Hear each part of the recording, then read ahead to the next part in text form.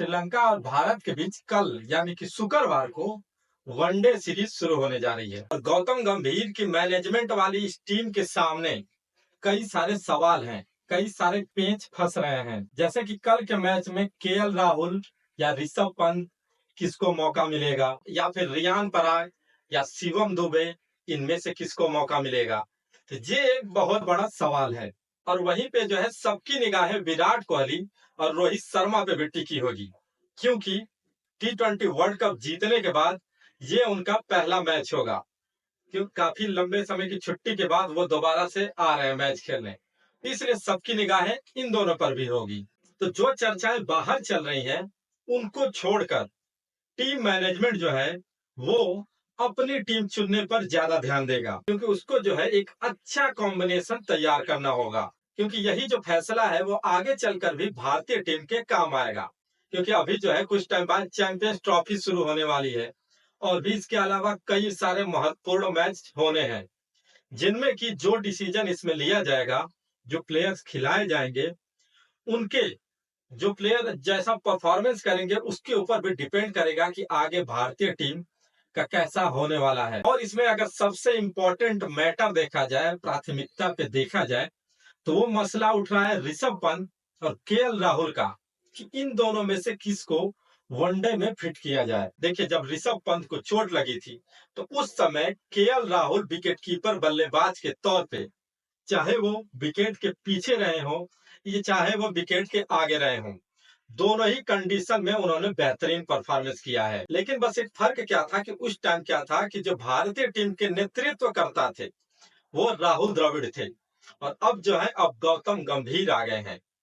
तो गौतम गंभीर जो है वो ज्यादातर देखा जा रहा है तो वो ऋषभ पंत को ही फर्स्ट प्रायोरिटी दे रहे हैं, जैसा कि हमने पिछले श्रीलंका वाले सीरीज में देखा, 20 वाले सीरीज में, उसमें उन्होंने ऋषभ पंत को ज्यादा प्रायोरिटी दी, ना कि केएल राहुल को। तो अब ये भी देखना है कि वो 50 यानी वनडे वाले मैच में किसको प्राथमिकता देते हैं। क्या वो केएल राहुल पे भरोसा जताते हैं या फिर अपना नया यानी ऋषभ पंत को ही लेकर चलेंगे वो।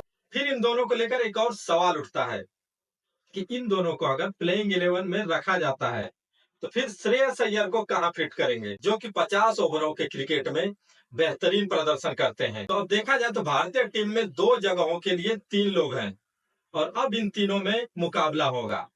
अब देखते हैं कि मैनेजमेंट किसको रखता है।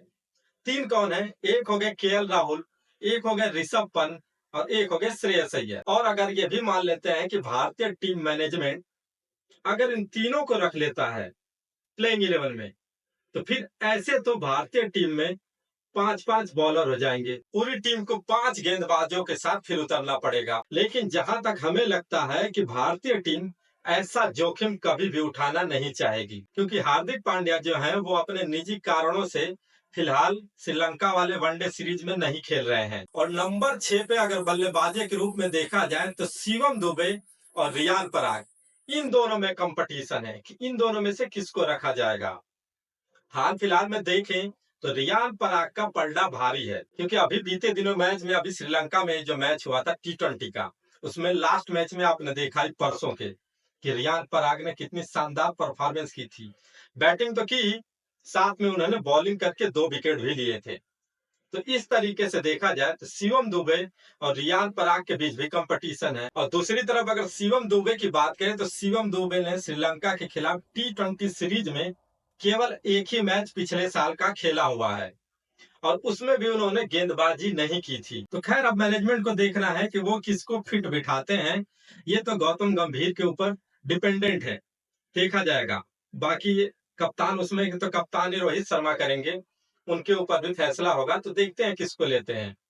और इस मैच में रोहित शर्मा और विराट कोहली पर भी सबकी निगाहें होगी, क्योंकि इन दोनों ने भी ऑस्ट्रेलिया के खिलाफ वर्ल्ड कप फाइनल के बाद कोई भी वनडे का मुकाबला नहीं खेला है और इन दोनों को भी देखना है कि 50 ओवर के प्रारूप में ये दोनों कैसी वापसी करते हैं। तो ये तो हमें कल के प्लेइंग 11 जब अनाउंस होगा तब बाकी चीजें पता चलेंगी। बाकी आपको हमारे चैनल कैसा लगता है, आपको जानकारी कैसी लगती है, प्लीज आप हमें कमेंट्स बॉक्स में लिखकर जरूर बताएं। और अगर आपकी कोई क्वेरी है तो वो भी हमें कमेंट्स बॉक्स में लिखकर जरूर बताएं। और आप हमारे चैनल को लाइक करें, सब्सक्राइब करें और अपने दोस्तों के साथ शेयर करना नहीं भूलें। धन्यवाद।